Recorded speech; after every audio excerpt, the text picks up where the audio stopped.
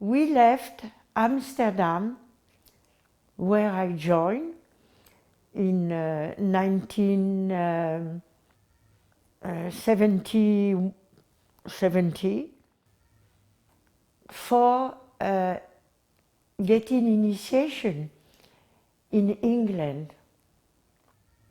So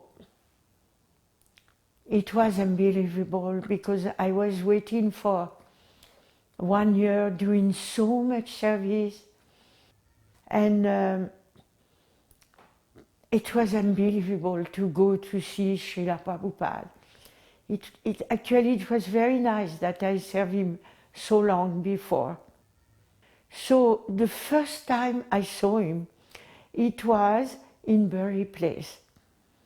Very narrow temple with beautiful deities.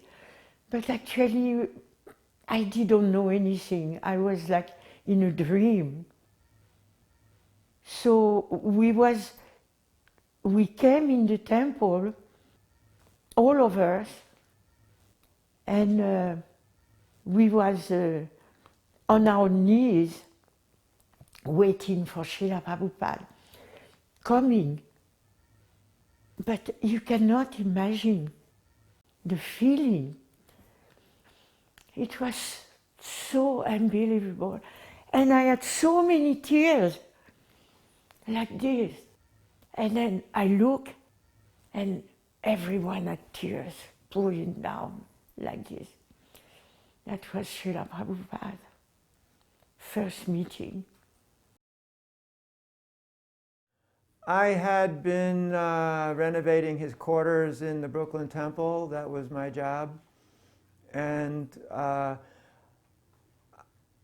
I did not go to the airport like everybody did, but I went to finish, because the mantle on the doorway between the hallway and his living room was not finished, and he could have tripped over it, so I was desperately trying to get the stupid thing to fit, and it was just not fitting, and because it was an old marble construction, I was having a very hard time doing this, and I had to cut the door to make the thing fit in there. So when I was so absorbed in this, I was just laying across it, trying to figure out how to get the thing in, and all of a sudden Prabhupada stepped over my head, and I didn't even know he had walked in because it was completely silent, and he just stepped right over me. And as he stepped over me, I thought, oh my God, is it okay that I'm here? And he turned around and said, yes. So then I was like, woo, I didn't say that. So then I completed it very rapidly, and that was the first. So one day, Srila Prabhupada told us, he warned us. He was so protective for us, and protective for what he was doing, building a temple, so we don't get cheated. So Prabhupada said, you have to understand that they will never see that you have tilak on your forehead. They will only see, and he went like this, dollars. He went tilak, dollars. So I understood that he wants us not to be naive, to be grounded, and to be very practical. When I first went to Vrindavan, it was, I think, October 1972. And what immediately struck me was how incredibly dirty everything was. I had just come from Bombay, where things were much better.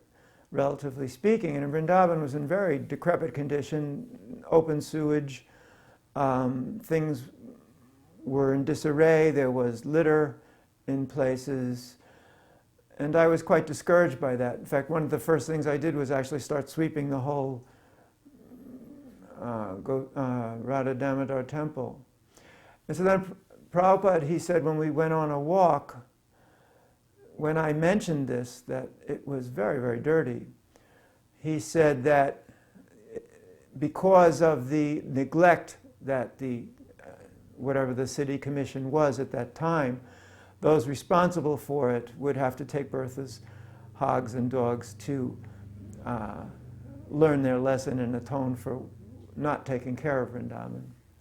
The most significant feeling I had after hearing that was not so much thinking about the mayor, but rather to think about how Prabhupada was so determined to keep everything nice, and that he felt it was actually our duty and responsibility to do so, that he was very, when he said it, it was with emotion. So I understood how much he cared, and that was for me the most significant part.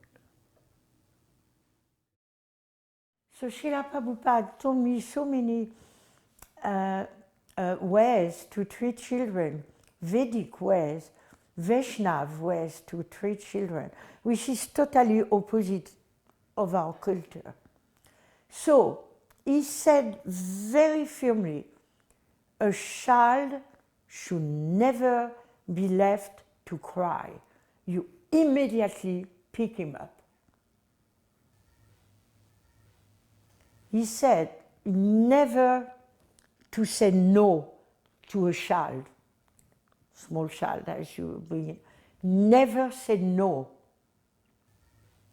He said then he will be feel very confident later. You never say no. You not contrary him. He said if a child have something that it is that you don't want him to have in his hand and like that, and you want to take it away, the way that he will not cry and not too contrary is that in the other hand you show him something and you give him. So then you will take easily that thing. He will drop it by himself and forget about it.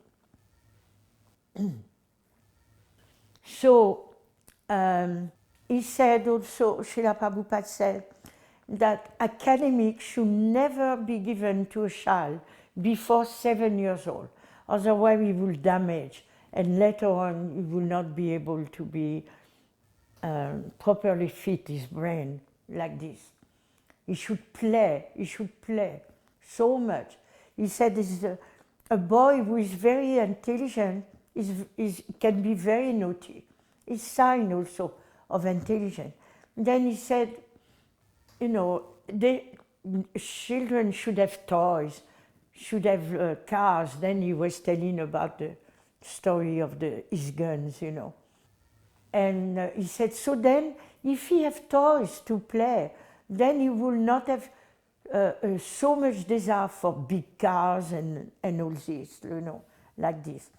Then about the boys, Srila Prabhupada said that mother should feed as long as she can boys. Then he gave example that Krishna was being fed by his mother up to 7 years old. He said if boys take milk from the breast of his mother a long time, then he will not be so attracted to the breast of women later. Then Srila Prabhupada, about small babies, because we had a nice young devotee girl, Indian, but I don't remember her name now. Oh, she's called Baby. They know her in Bombay. Now she makes herself called Baby. She's mother herself. Prabhupada gave her so much attention. So she had a baby. So Prabhupada gave all instruction, and I was there. So he said to her, so what you do, you give bath to your baby, and then you take a cloth, you put the arm of the baby like this, you know, near the body, and you roll the cloth around him, up to here. He said, he will sleep all day. And then Prabhupada said, you know, drinking, eating, and sleeping for baby is about the same. It makes them grow nicely. Then he said, for 1 month, you only see very close family. Only father can take baby. Even other family, you don't, and you'd never go out before minimum 1 month, because they don't get from outside bacteria, all that. No one should touch the baby. Then he gave some instruction about never yogurt like this, because it's very cold and to be careful. That we know about what to eat. So, but if you are cooking, even for the deities, and the child is coming in the kitchen and he wants to grab something, he's hungry, you have immediately to give him, even if he's not offered. Very important, feeding the child, and never beat him. Oh, girls, especially girls, if girls cries in the house, then Lakshmi will leave the house. And Prabhupada says also, girls should never be married if she's repulsed or not at all attracted to the husband. This is a big crime, he said. We, when we were young, had a lot of dedication to the projects we were doing, much more so than we had the dedication to be devotees and sadhus and things like that. So before Prabhupada came to Brooklyn in June of '71, all of us who were involved in building the press were working basically day and night with no break whatsoever, pouring concrete and mixing things and putting up shelves and getting things together and ultimately bringing the press in there, the actual physical press in there, and all of the paraphernalia required for building the press. This was like a monster work. But that didn't last the whole time. So sometime 2-3 months before, or maybe 4 months before Prabhupada, or 3 months before Prabhupada came, the work of the press actually started, and the printing and pre-press work was going on full time. And Advaita, who was in charge of the press, was very dedicated to accomplishing these tasks. He completely set aside all other parts of life and just dedicated himself to accomplishing these tasks. And we felt he was a very dedicated person, so we didn't think about it. But when Prabhupada came, and the reason I know this, I was in his room during this conversation, he might have asked me, or he might have gotten a report about Advaita not chanting. Maybe Bhavananda was there and he might have said it, I don't really know. And so Prabhupada thought this was not good at all. And the lesson here, before we finish the story, was that he thought it was more important for his spiritual, that Advaita's spiritual life, that he chant and not just accomplish the tasks. The tasks were part of the work, but the chanting was like the main work. The consideration of your own personal spiritual life was the main work. So then I had to go and get him. So I went out and got him and brought him in. And he stood there in a very humble way. He wasn't exactly sure what was going to happen. I remember that. And then Prabhupada asked him about the rounds, and he said, well, Prabhupada, I thought you thought that this was the most important work there was. So me making the sacrifice didn't seem to be so important. I mean, for me to sacrifice myself for your books to be published and everything. And then Prabhupada told him, no, I'm here for you.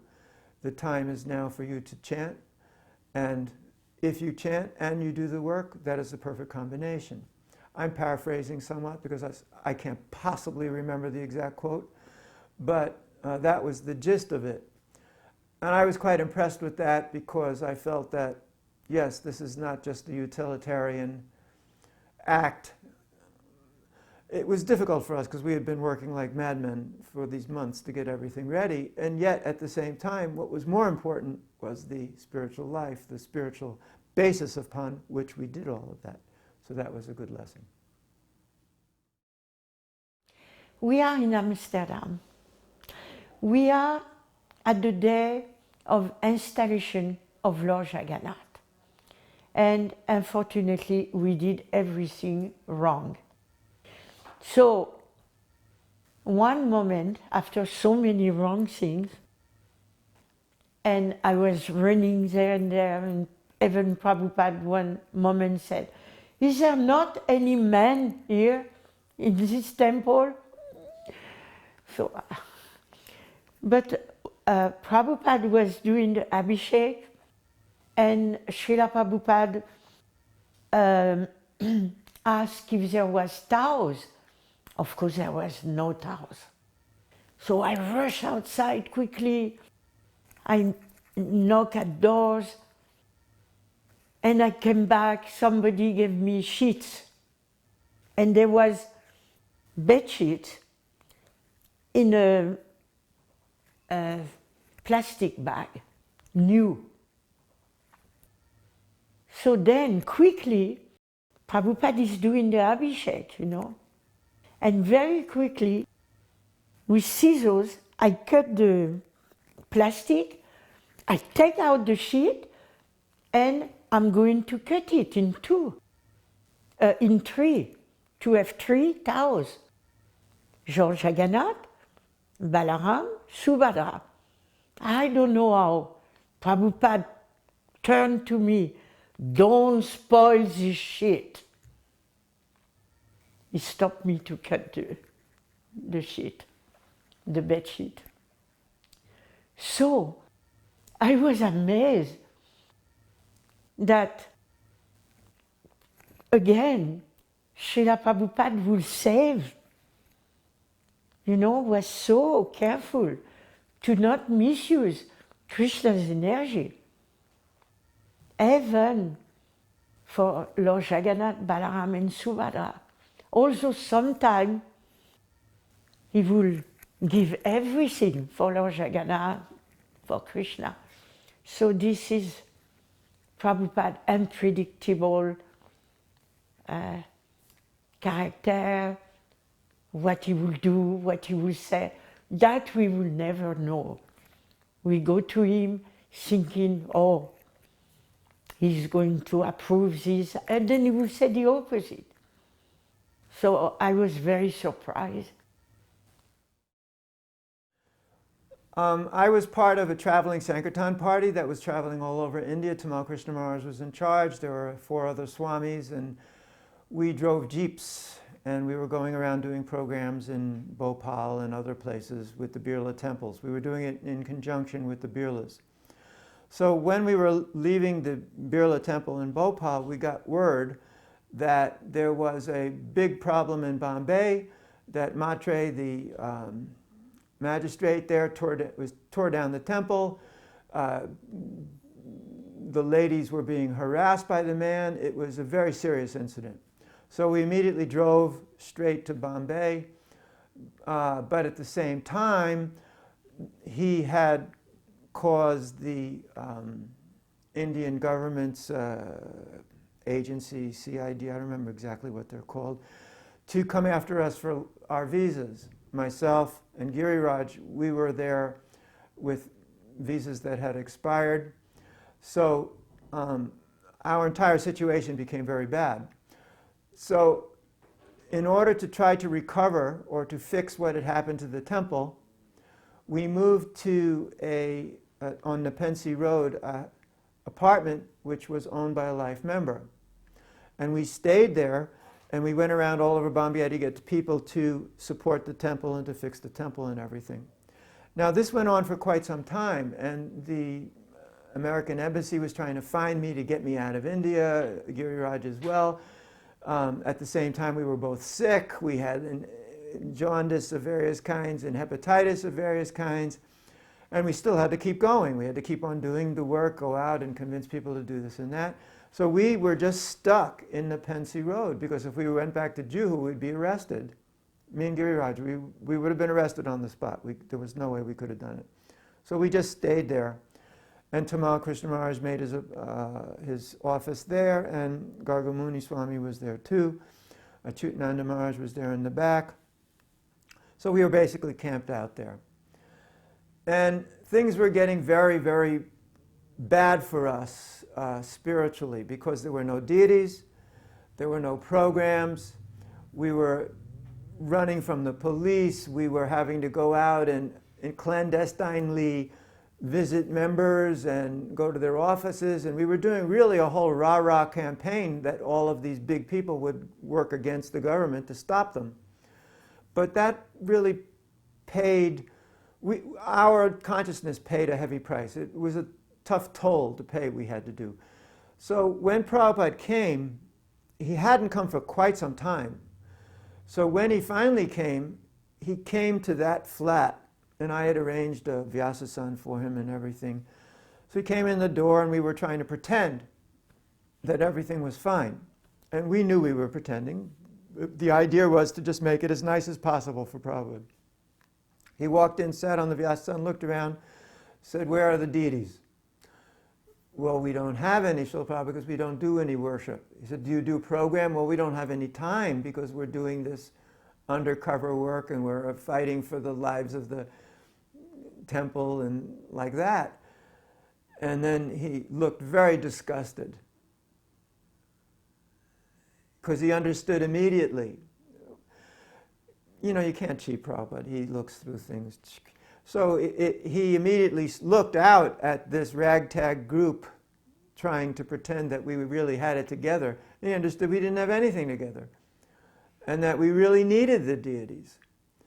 So that's when he said that we have to shut this down. We can't do this anymore. We have to go back to Juhu and take up the project again. Now, for me and Giriraj, that was a little bit more difficult. Well, we did it anyway, but we had to live in the flats, not in the temple area, but in the flats next to the temple area. But we did it, and we all moved back, and it was very ecstatic. The real ecstasy that you might have been asking me about was, now I forgot his name, very nice man who helped us rebuild the temple. His company came in, and he brought all of his men to rebuild. Seti? Mr. Seti, thank you. Rebuild all the temple with all of his men. They were putting the blocks in and everything, and they were guarding against Matre's men who were coming. And while he was doing that, we were having ecstatic kirtans, just really rip-roaring ecstatic kirtans. And the workers were just going so quickly because we had one day basically to do it. So they were just building like mad, and we were kirtaning like mad, and it was just an uproarious, wonderful time. So yes, Prabhupada was again right, that this was a very good way to revive our consciousness during this incredibly difficult time. So now we are in Vrindavan. So Srila Prabhupada was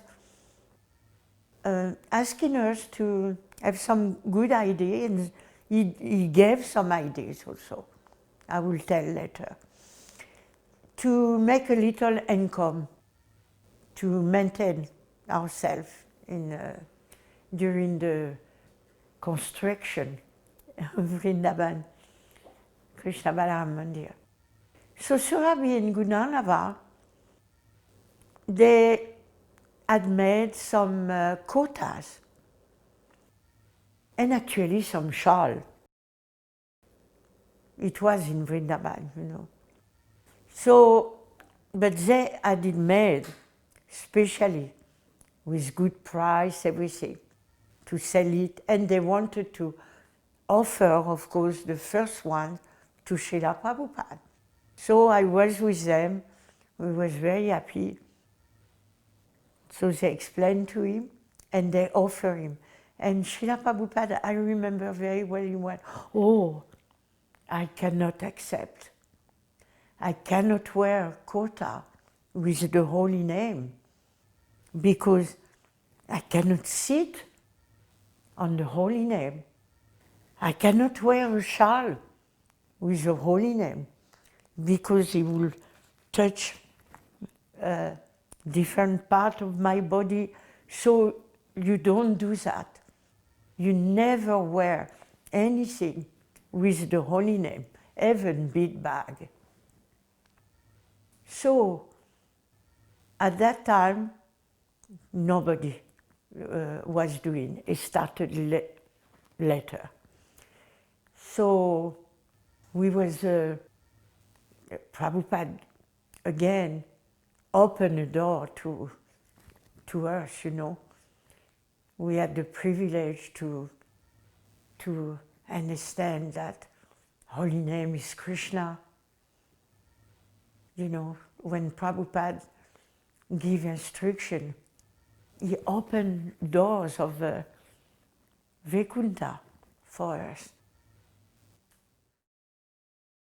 So in Vrindavan, Palika and me was serving Srila Prabhupada, and there was a little conflict of in our service sometime. You know, she would like to give the meal, but actually Srila Prabhupada was giving me the responsibility of boiling of the meal the way he wanted, like that. So she did not, she was not so happy about that, you know. So there was some little conflict, but nobody knew. But Srila Prabhupada knows everything.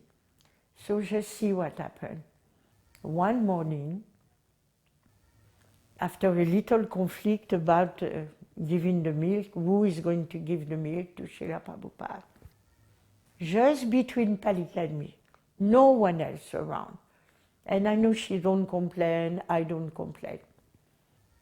So it is morning, I am there with Prabhupada, a few more devotees, and Prabhupada looked at me, he smiled, he looked at the other devotees and he said, "You see, this Palika and this Kishori, they will never get along because they are not of the same crew." Then Prabhupada said, look at me again. He said, "Even in Goloka, Vrindavan, they will never get along because they are not of the same clan." I could not believe what I was hearing. So on the moment, I simply heard that I am going to Krishna Loka one day.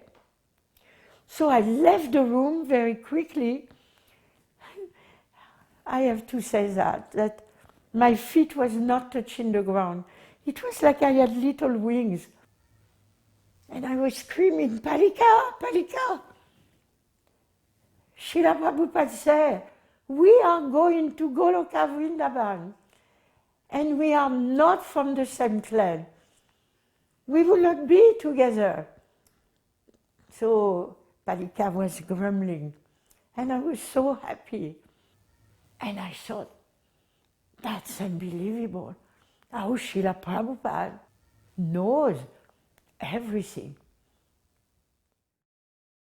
Our work for producing books for Prabhupada for the BBT, well, for Prabhupada as the BBT, was in our minds the most important work we could possibly do.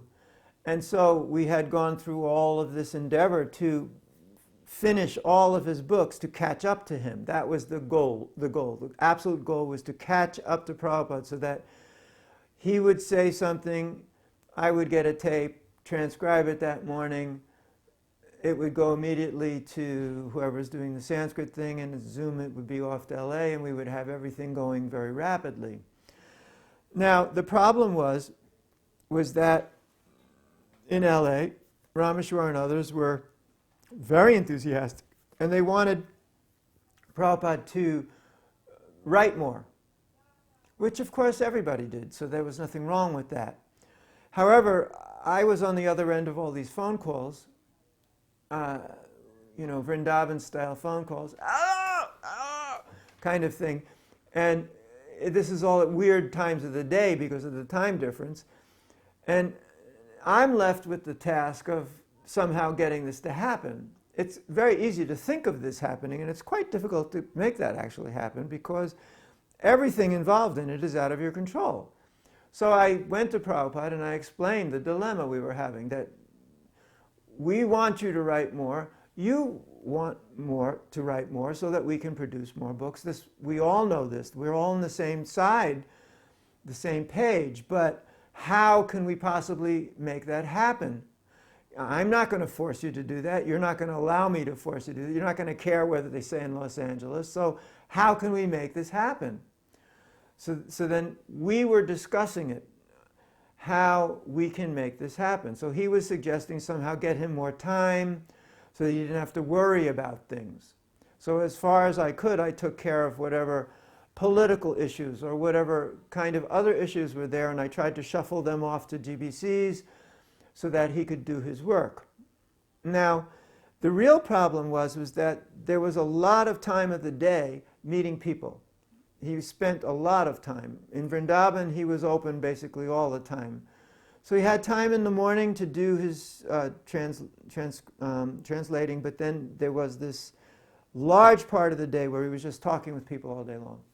So I said, I know this is not usually what is done, but maybe just do it less or don't do it at all. Take a vacation and just work on books, or just do it less. And he said, that's very difficult because these people come here to see me. And this is my responsibility. This is my home. This is where I present. So this is my base, more or less. Not exactly quoting, but this is where I work from, and therefore my responsibility to speak to these people because they inquire, they want to know.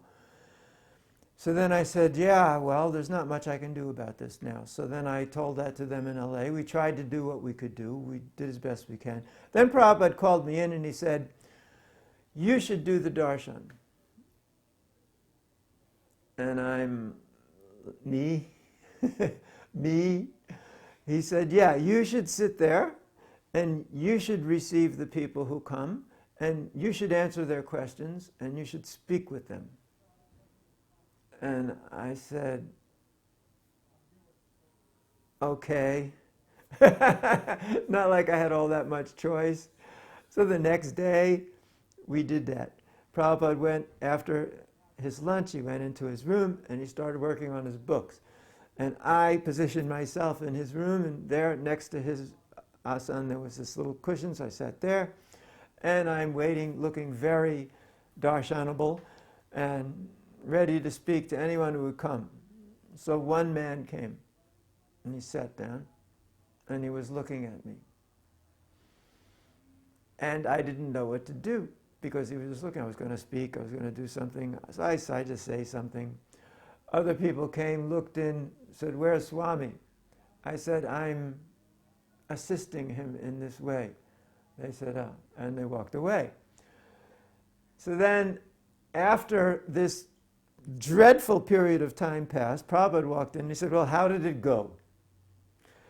I said, well, actually, it went terrible. There was nobody, one guy, and I didn't say one person, and the others walked away. They weren't interested in me. He said, that's the problem. They come here to see me. That's why I have to sit there. This is my responsibility. And so I never said it again. we shut down the entire operation of trying to get him to write more. We shut down all these activities to try to free him to write more. We just accepted the situation. So we are in Vrindavan in the evening. This nice darshan with Bhagavad at the time of Srila Prabhupada's milk.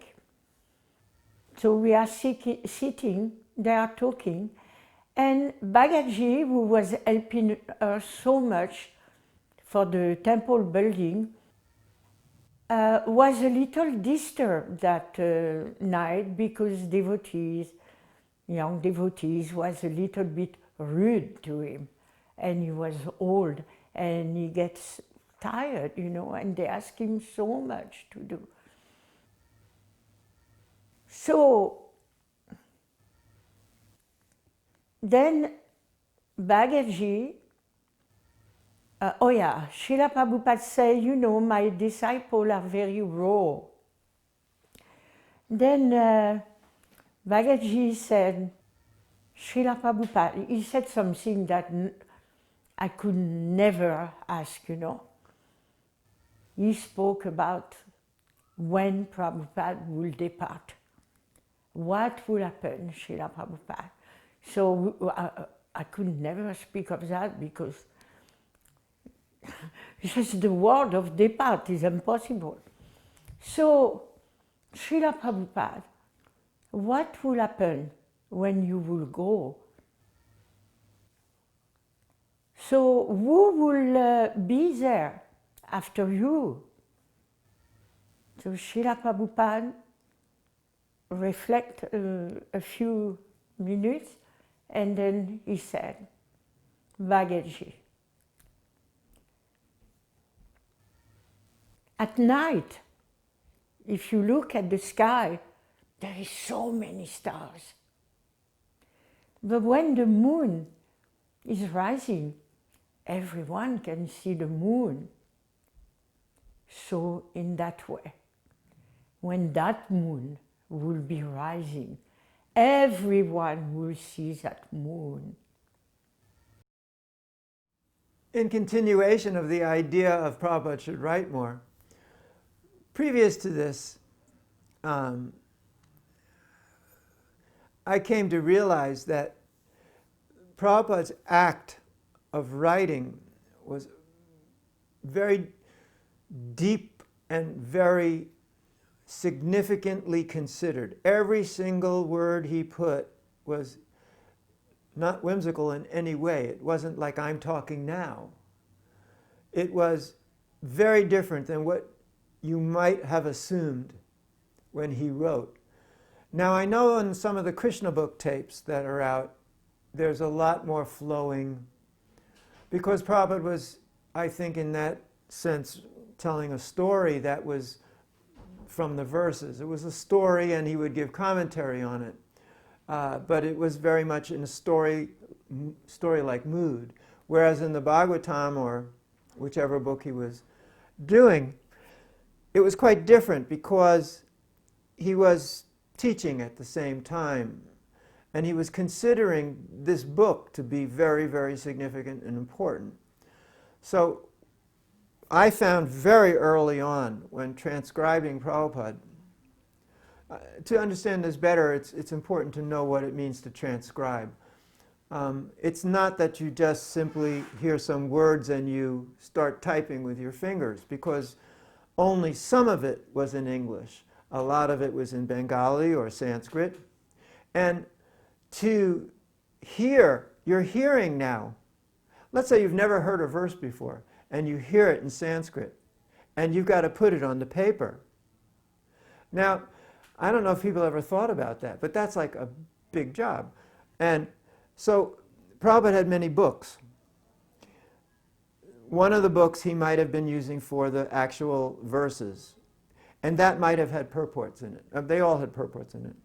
Some of the books he used were from the Gaudiya Math, from Bhaktisiddhanta Saraswati Prabhupada's translations and commentaries. Other was from Vishwanath Chakravarti Thakur, and then there was a big book that had 8 acharyas' commentaries in.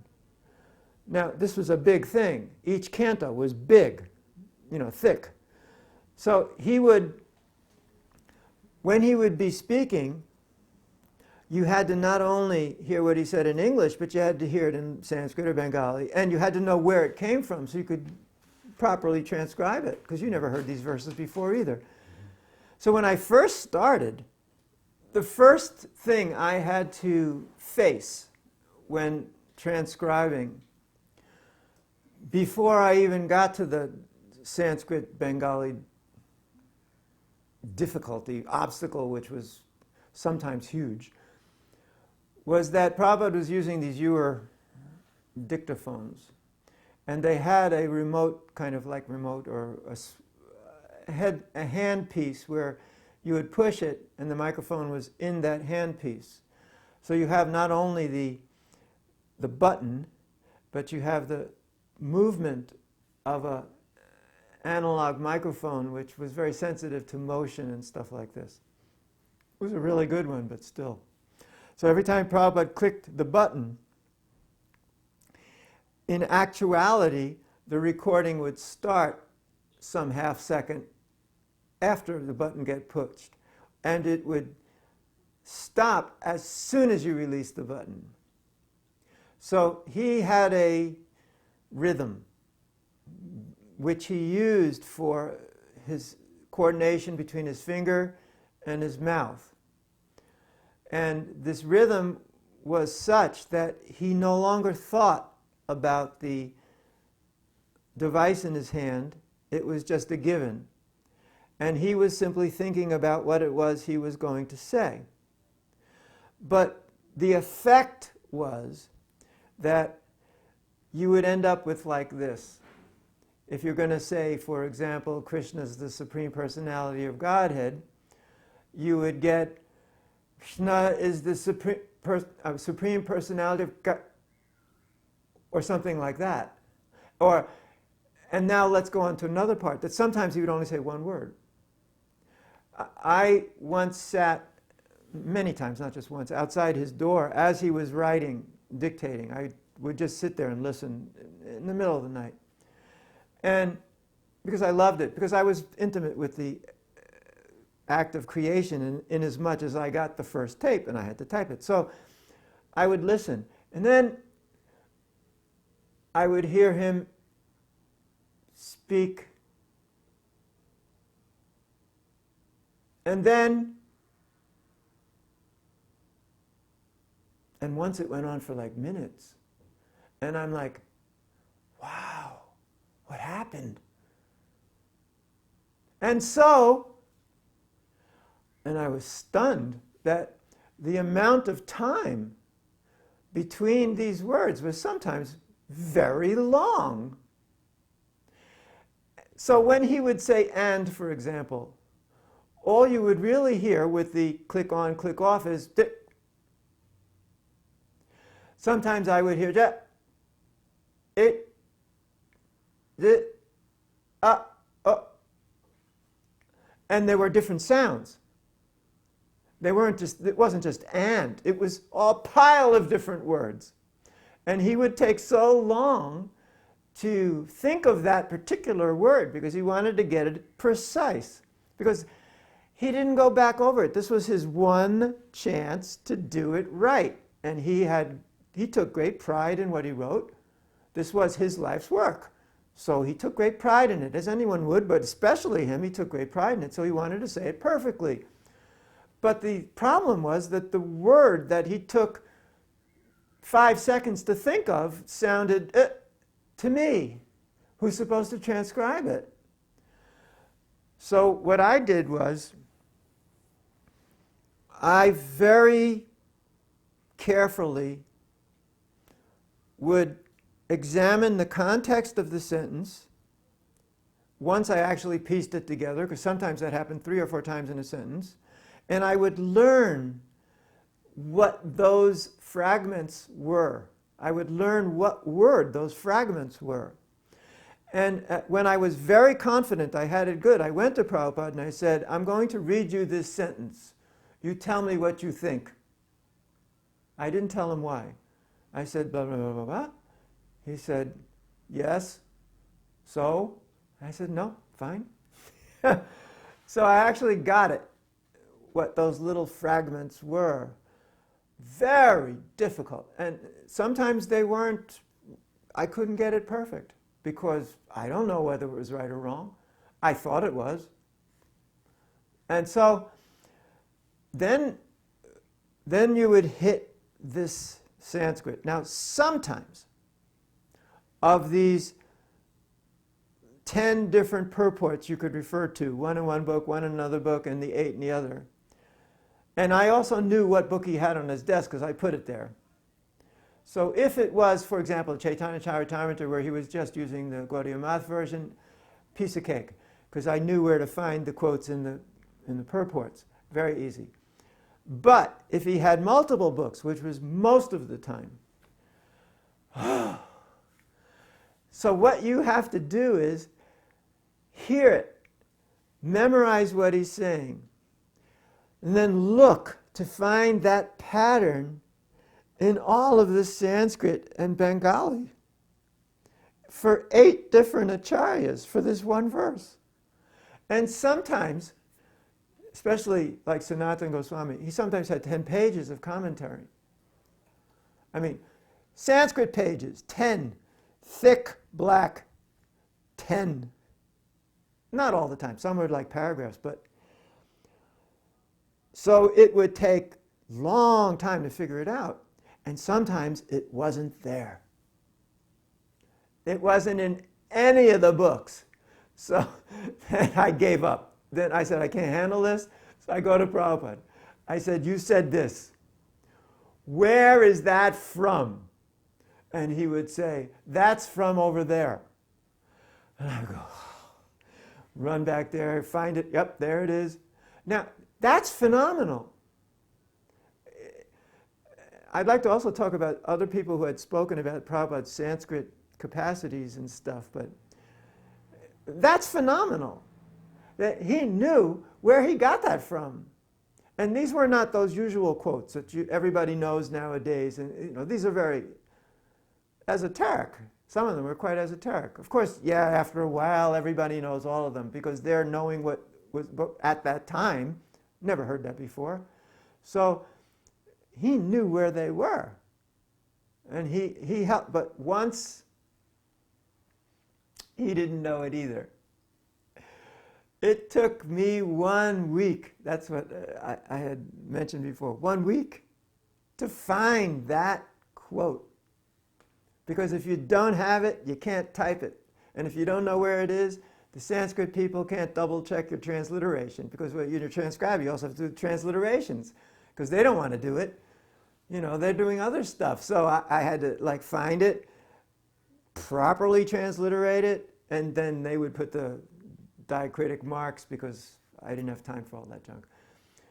I mean, it was phenomenal, the process of writing these books. I mean, for me, when I said on the beach that your books are just getting better all the time, and he said, do you think so?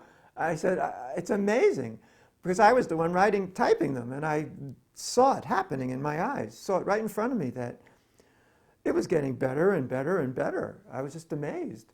He was very happy.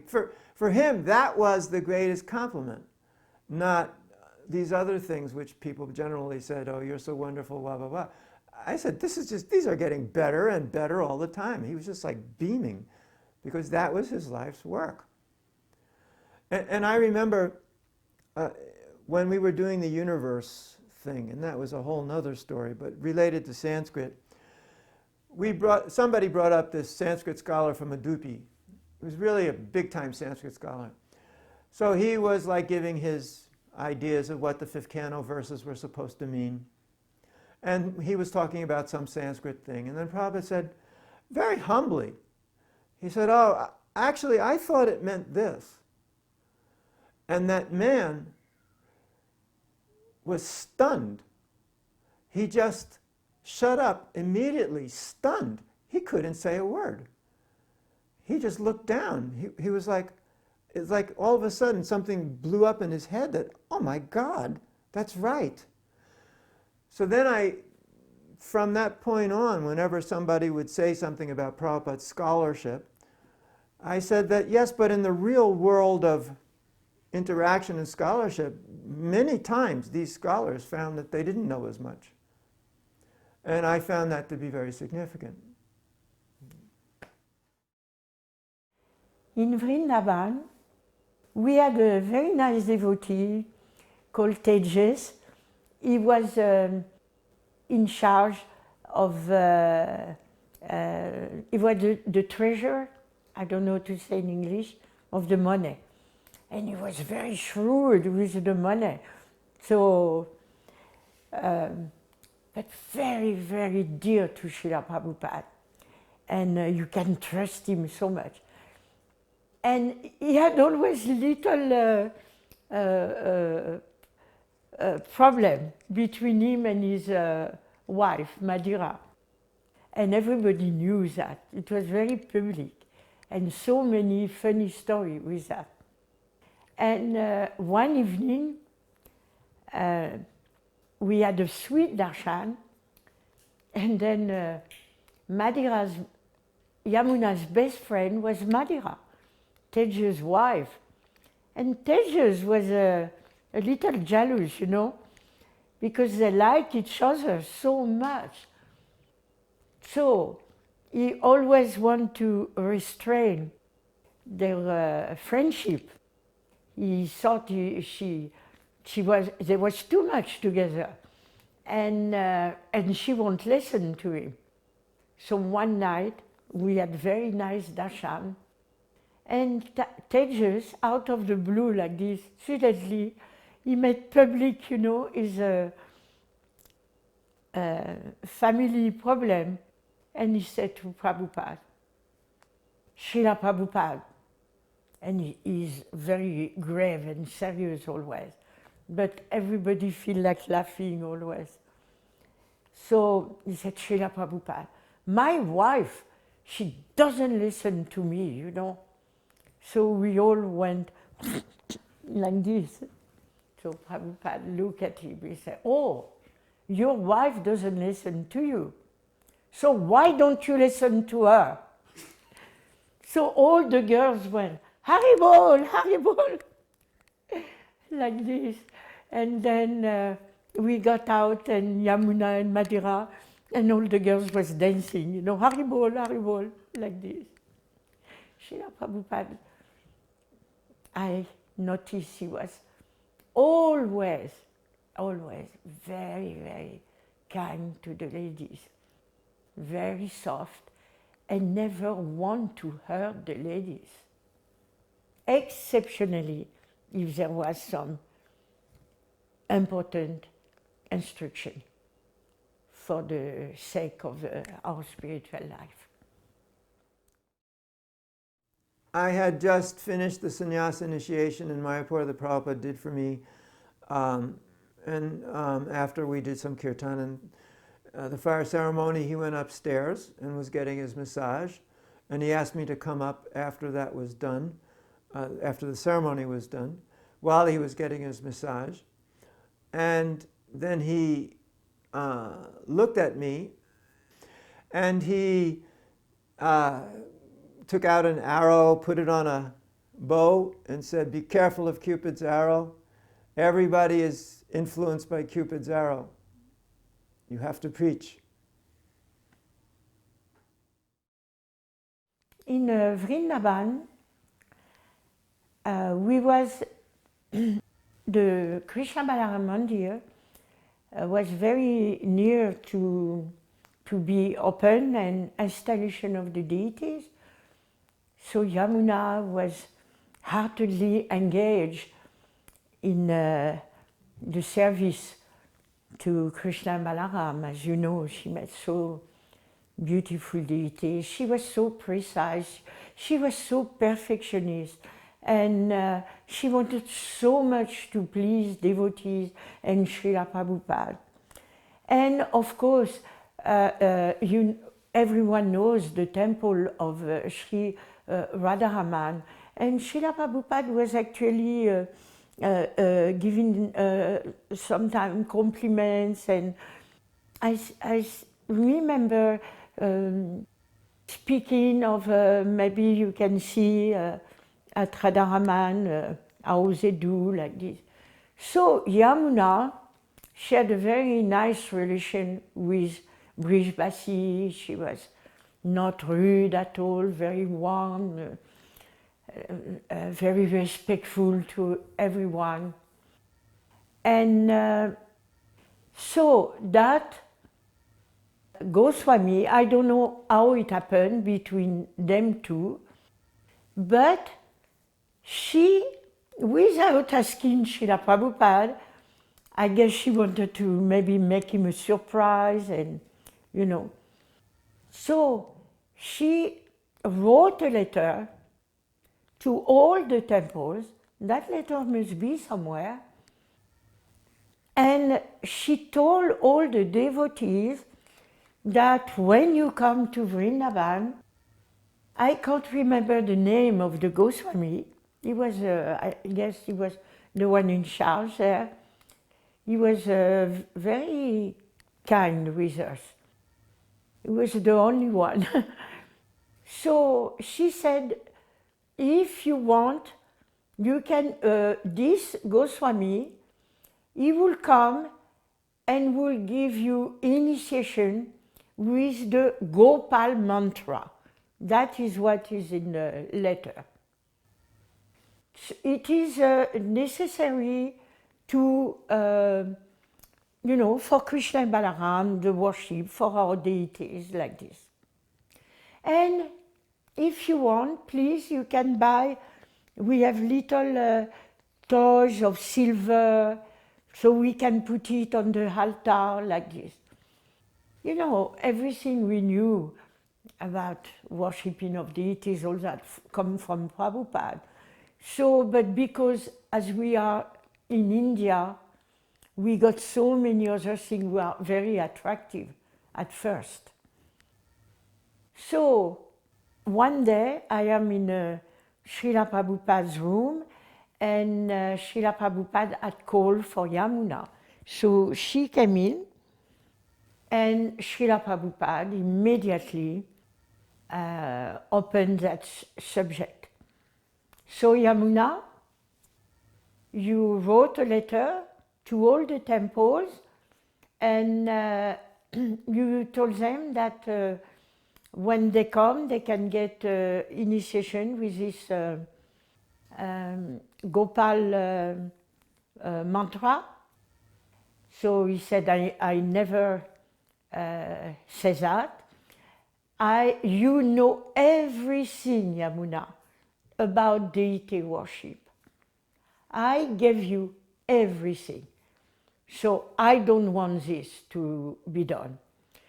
So, and also, these toys, silver, like this on the altar, we don't do that. I don't want any toys, anything like this on our altars. So you will write a letter now, and you will cancel totally this program, Yamuna. And of course, she did it. But that Prabhupada was always very strict with that. One of the many cooking difficulties I had, this one was rather unique in its own way, was I had to constantly cook in a totally new environment each place we went to. Now in the Paris temple in that day, in that time, I think it was on Rue de Sur, it was very small. Not small in a small, it was a couple of story building, but it was very skinny because it was on a corner. So the kitchen itself was very skinny, and there was counters on both sides with everything was on a very skinny thing. So barely you had enough room for two people to fit in there, which is very French, especially in those days before they really developed the country. So I had to go in there, and I needed help. I didn't know where anything was. I needed these things I bought. Somebody had to go speak French, you go buy things and everything. So this girl was designated as the one to help me. So while I was trying to get things together in the kitchen, and I didn't want to be distracted in any way, because it's really hard. You have a very short period of time during the massage to get the lunch together. The lunch has to be exactly warm at exactly the moment when he finishes his shower, sits down and puts his tilak on, and then the plate hits. So this is like clockwork. You got to get it, you got to time it, you got to know exactly what's happening. So there was this girl who, I don't know, I'm not going to say anything bad about this girl. I don't remember who she was, and if she ever hears this, I'm sorry. But the point being that, well, she was in the same kitchen as me for some reason all the time, for some deity offering, I don't know what. So constantly I was getting rubbed into, across the back or wherever, and it really bothered me. And I was trying to be a good brahmachari. I was trying to be, I was cooking for Prabhupada. I didn't want this kind of thought in my head at all. And so this happened way too many times. Whatever, I don't remember how many times it was way too many times. I said, that's it. So I stomp out of the kitchen, and I stomp into Prabhupada's room where he's getting a massage. I said, Prabhupada, I cannot cook in this place. I said, this girl in the kitchen, she's just in the way all the time, constantly distracting me, completely pushing up against me. I said, I cannot, I'm a brahmachari, I can't do this anymore. So then he says, so I shall not eat. I was trying to make an excuse. Well, that's not exactly what I meant. I meant maybe some lady can cook or she could cook. But he says, no, I shall not eat. You are my cook. I want you to cook. I shall not eat. And then I felt terrible. And then he said, there are girls everywhere, women everywhere in the world. If you avoid them like this all the time, you will have nowhere to go. What will you do? So I understood that lesson very well. It was a very important lesson, that sometimes you have to do what's important, and you just have to bite the bullet, so to speak, or do whatever's required to get it done. So I went in there and I begged her to just please not do that, and otherwise we'll be okay. And I just concentrated on it and brought it in. And I don't remember what he said afterwards, but I think he was smiling somehow because he was eating. My grandfather was the greatest decorator of houses in France, most famous. And so I have been brought up like this. So I was always helping and searching what would be the best for Prabhupada. There is so many things there, which was coming actually from my grandfather. So his most famous thing was fireplace. He made huge fireplace, incredible, and who worked very, very nicely. So I really wanted, I could not even think of a place to sit with Prabhupada without a fireplace, big fireplace. So Surabhi was not convinced at all, but I convinced him, and I said to him, it would be so nice, because at night we will sit together with Prabhupada when he's cold. That was the point, that I convinced him. And he will be very warm like this, he will not catch cold and like this. So he made this huge fireplace that you see in Srila Prabhupada's room when you come in. It's very predominant, black.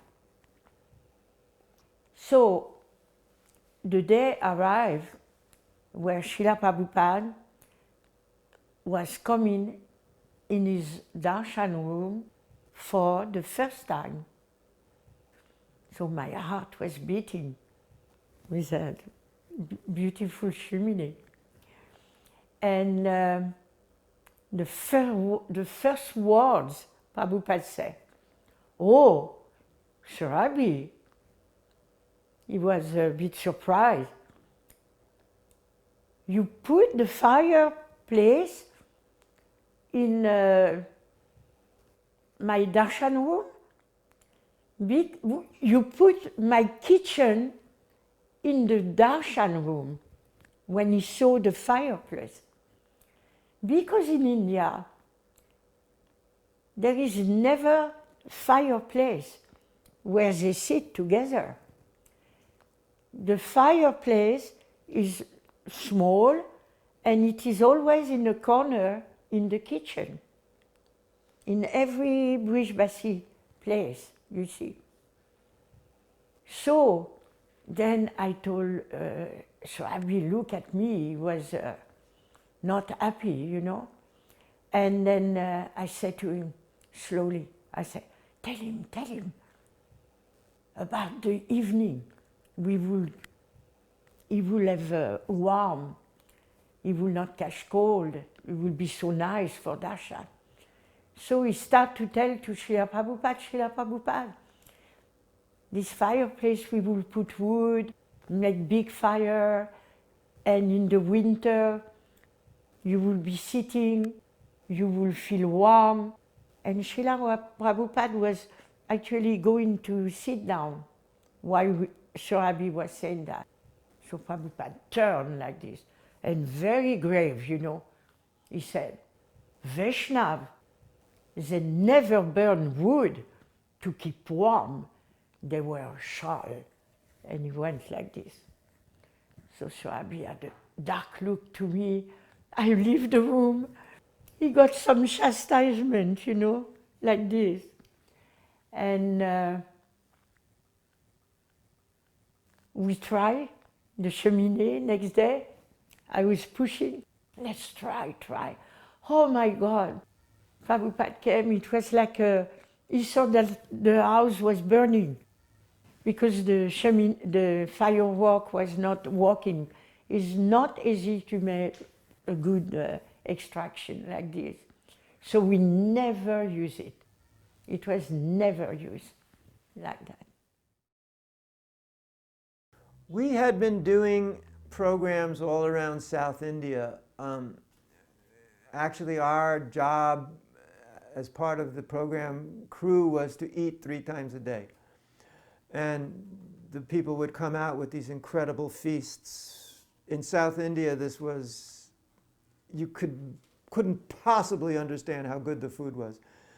So at one of these luncheons, a group of local brahmanas, and I even think they were part of a samaj of some kind or an organization of some kind.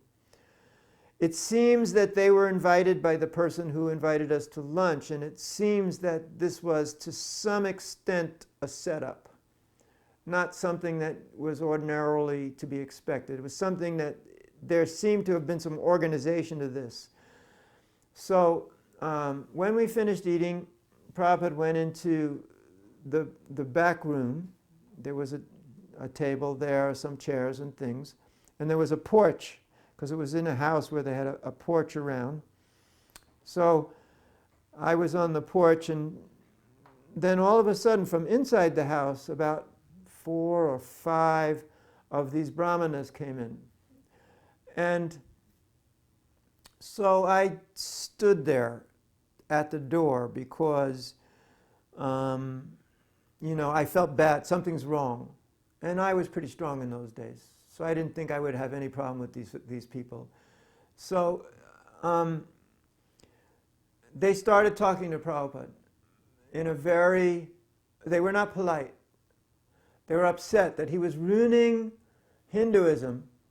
He was ruining the Brahminical name. He was ruining it for Brahmanas by making Malechas and Yavanas Brahmanas. He was destroying the culture. He was ruining everything. And they were very angry. They were very upset. So I had enough. I just threw open the door. Prabhupada held up his hand and went, and I just, literally, I mean, I was ready to tear into them.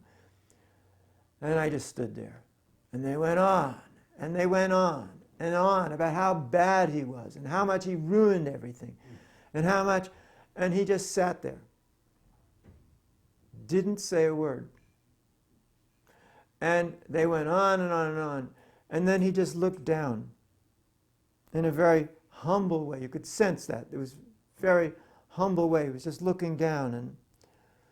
And they were becoming less and less boisterous. They were becoming less and less forceful. And you could see their energy was just dissipating until finally they had nothing left to say. And they just got up and walked out. And that could have gone way south, way fast. But Prabhupada just sat there and with just intense humility displayed to them with such power that they're supposed to be the brahmanas and he's supposed to be the one ruining everything. And they're speaking with such anger and hatred and he's just sitting there. And when they realized the irony of that, they realized they defeated themselves and they walked out the door. And for me, that was just spectacular. And I told him so. I said, I was ready to, I confessed, I said, I was ready to come in and start pounding heads. And he said, I know. And I said, that was very good, what you did. That was very good. So we are in Vrindavan, and we get the marble for Vrindavan in Makrana, in Jaipur. Very far place, difficult to reach, very hot. So impossible to travel with a Prashadam because it's a long way. So we ask Srila Prabhupada that when we travel for our service like this, what we do, is it possible to go to the restaurant? So Srila Prabhupada gave instruction. He said, yes, you can go. You go quickly, you order quickly, you eat quickly, you pay quickly, and you leave quickly. In that way you can eat when you are traveling and go to the restaurant. So I understood that Prabhupada is of course very practical. I had to cook in some really horrible situations. I mean, places where there was no kitchen, or places where there was just a shelf and you had a hot plate, electric hot plate, and that was the kitchen, with a bowl of water. Mauritius was one of those places where, and the flour that was given to me was, you could have just made sawdust and had the same effect with this flour. It was so bad. In Mauritius, the food at that time was so awful. And the flour they gave me to make chapatis was so terrible. But this had been going on all through Africa. All over Africa, Nairobi, and well, we hadn't gotten down to South Africa yet. So it was a serious problem, all of these places. It was also a problem in India before. Some of the kitchens were terrible, and we weren't staying in temples all the time. So I had to make chapatis. Now, I'm not Sruti Kirti. Sruti Kirti is the chapati acharya.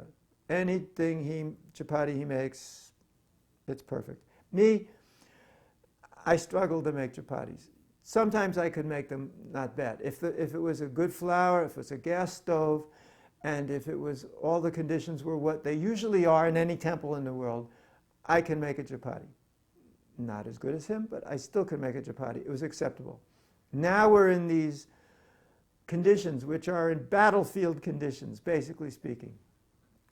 So Mauritius, the worst possible thing, because we're in some outpost house in the middle of nowhere, and it's just a hot plate. Just one hot plate. That's not even so hot. Flour, that's so bad, you can't do anything with it. And I'm struggling just to make a dough. I'm struggling to make this chapati. And it came out to be like I'm giving Prabhupada pieces of cardboard. Literal. Didn't blow up nothing. It was just cardboard. And so this continued as we went through these horrible places. I couldn't get good flour. I couldn't get a stove. I couldn't get anything. So he was getting very upset because the Sri Kirti said just this afternoon, he said, you know, for Prabhupada, food meant a good chapati. If you could do a good chapati, everything else was forgiven. If you couldn't do a good... Anyway, so I couldn't get chapatis together. So we finally make it back to Bombay. And I was struggling in Bombay because the stove was, there was no gas pressure. There was no real kitchen there. It was, again, horrible. So I made better chapatis because the dough was, the flour was good. I made better chapatis, but they weren't really up to the standard. So then Prabhupada looked at them and he said, but what he had been saying all along, each time, was big, big brain can't even make a chapati. This was his standard statement. So I bring the chapatis in Bombay. Big, big brain can't even make a chapati. So then I said, Prabhupada, nobody can make a chapati on these stoves. I was talking about the ones all over. I said, nobody. I don't care who they are. I didn't say Sri Kirti because maybe he could. I don't know. I don't care who they are. Nobody can make chapati on these stoves. He said, nobody? He's sitting at his table. Nobody? I said, nobody. He said, nobody? Then he pushes his hands up, gets up off the table, walks into the kitchen. And I'm like, whoa. Then he says, where's the dough? And I'm sitting behind him. We're both on the floor. I'm behind him. He's sitting there in front of the stove. And he's going like this, looking at me. Then he was very good at rolling chapatis. Perfect. Looks at me. Puts it on the drying thing there that you make chapati with. He's looking at me. Takes it off. Puts it on the stove. It doesn't blow up. I smirked.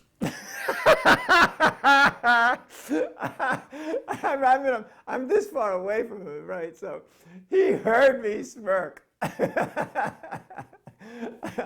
I don't know if I can duplicate it exactly, but it was something like, you know. Yeah. So then he turns around and looks at me, gets the dough, does it even faster, chucks it on the plate, throws it on the grill. It blows up. He picks it up with the tongs and throws it at my nose. And it bounces off my nose. And he stands up triumphant and walks out of the kitchen. And I'm sitting there hysterically laughing. It was the greatest thing that ever happened. It was just spectacular. Get a chapati bouncing off your nose.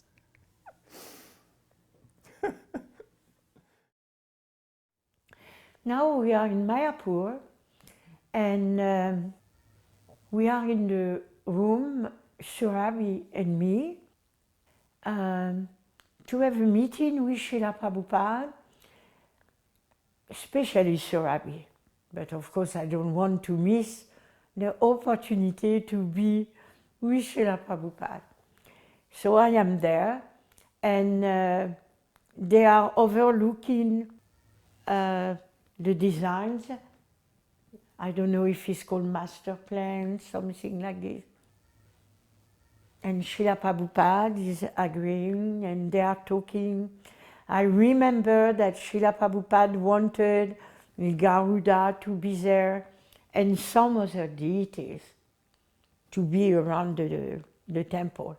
That I remember. I remember Ganesh. So, but I can't precise. So, but one moment, Srila Prabhupada was appreciating and correcting something. And one moment I got surprised. Prabhupada said, Surabhi, you forgot something. What, Srila Prabhupada? The gel. So, later on actually, I heard a class where Srila Prabhupada is speaking about the gel. He is explaining that, so it is well confirmed that what Prabhupada said, he wanted a gel. Because Prabhupada said when architects, all that, prepare a city, all those, there is no prisoners, there is no criminals yet, they provide a jail because they know there will be. So, for a reason or another, the jail is not there, but I know that Srila Prabhupada wanted it to be there because I heard it. I was there when he told it, and very firm. We were having a feast up on that second floor in Juhu where Prabhupada stayed. I don't exactly remember why we were having that feast. It was some festival day. And so I had helped with cooking for Prabhupada and for doing some of the preparations, and I helped serve out in that living room area, which is outside his room, the people who were there. And so Prabhupada was eating, and he said I should eat. So I was eating at the doorway between the two so I could keep an eye on what's going on. And so I was eating, and then he said, told me to come over and told me to give him more of some preparation. I said, okay, let me go wash my hands. He said, no, just do this. Give me it now, because a Vaishnava hand is never contaminated. I said, for sure, now I'm going to go wash my hands. And then I did. And then when I came back and I served him, he didn't say anything about it. Because I took this in two ways. Well, the first way was that he said, well, a Vaishnava's hand is never contaminated, the obvious way. And I said, well, I'm not in that category of Vaishnava that I can get away with that, so I'm going to go wash my hands. And then the second way was, which was more difficult to deal with, well, he said, look, basically, I'm hungry, I want it now. And it doesn't matter if your hands are clean or dirty. It's kind of like Krishna with the gopis with the dust for Krishna's headache. So it was a difficult situation. But the only reason I did it that way because I knew I could run quickly to the sink, which was only like 10 feet away, and then run quickly back. But I liked many times the way he did that kind of a... He took a requirement, something he wanted, and turned it into something much bigger in a very subtle way. It was a very big thing in a very small package. That's how I felt. We are in New Delhi. The temple of Radha Sabihari is in Bengali market, just near. Small house.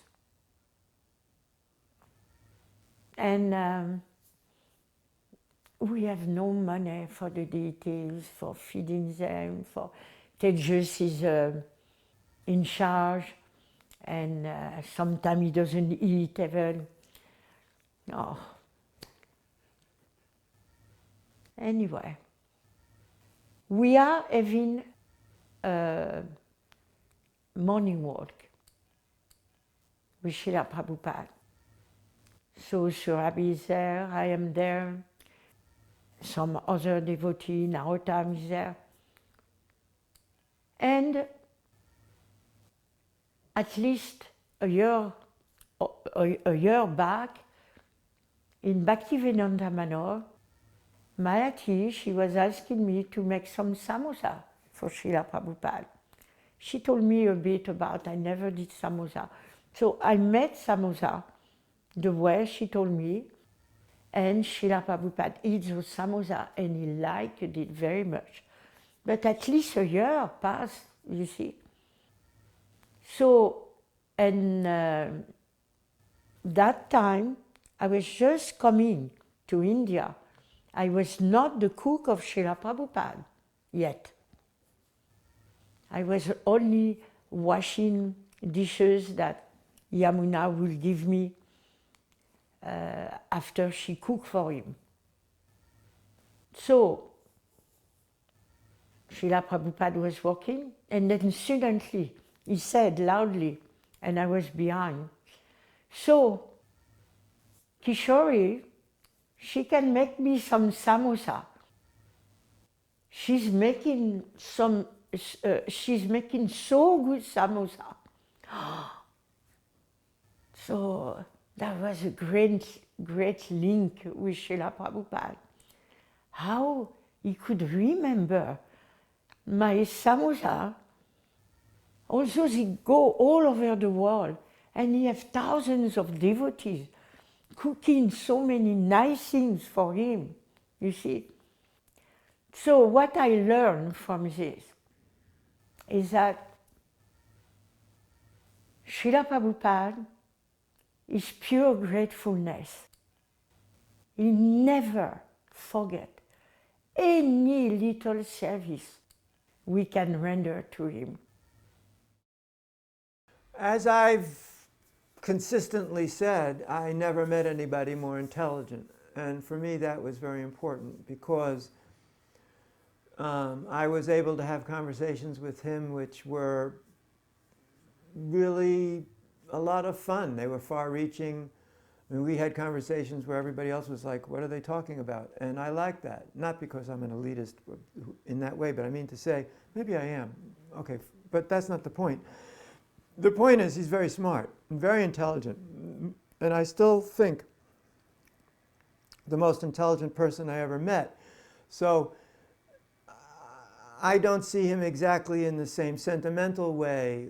When you use the endearing term, that it should be endearing, well, I'm not exactly sure that's, for me, the most important thing. For me, what I saw was somebody who was very, very intelligent and who had enormous capacity because of that, which was of great significance to the world and specifically to me. And as far as I was concerned, well, usually one thinks only about oneself when one thinks about these things. So that was, for me, the most significant quality, his deep intelligence.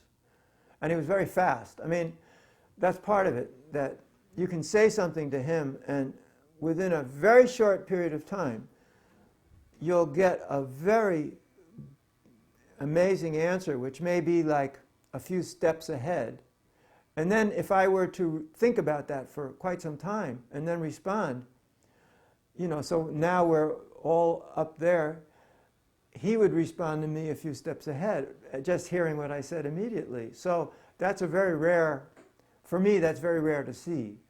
And so that really impressed me the most. So one time in Vrindavan was the time of the mosquitoes. So we all got alert, and we all was told to be very careful, the servants in Prabhupada's quarter, to close perfectly the doors, so we don't want mosquitoes attack Srila Prabhupada. So one time, I will be so careful. So one time I am coming. So for those who know Srila Prabhupada quarters, many of you, I am coming from his little kitchen by the garden and enter. So on the left there is Srila Prabhupada room, and on the right and straight you can go in his darshan room. So I am coming. So I am a little after Prabhupada sleeping room, and there come out on my right Harisori.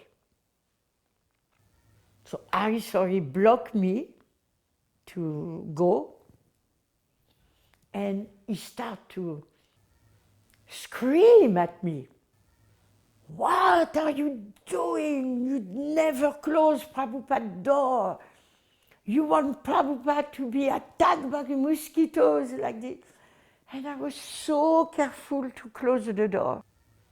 So I'm like this, you know, and you go like this, and you are stupid, you know, and scream and scream. So I'm like this. I'm trying to tell him, yes, yes, I promise you, I did close the door. Okay. So, suddenly, I feel such a strong, I don't know how to say English, poignet, hand, such a strong like this, not on my sari, on my hip. One hand is catching my hip, but so strong, and pull me like this. And who is that? Srila Prabhupada. And he come in front of me like this. He put me behind him, and he went to Harisori. So what now? Why are you speaking to her like this? What is this? You should not speak like this to her. And Srila Prabhupada started to defend me like this. And he got so angry. So the first thing is that Prabhupada touched me. And he defended me.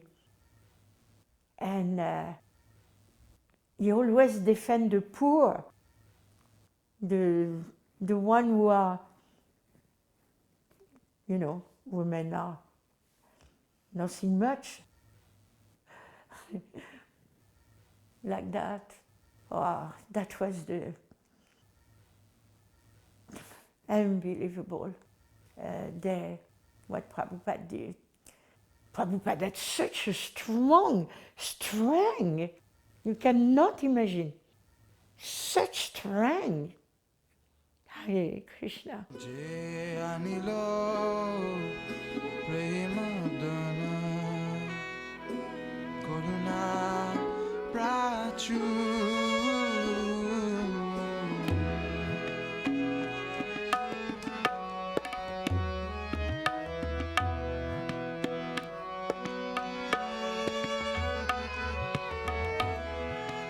Anilo Prema Dana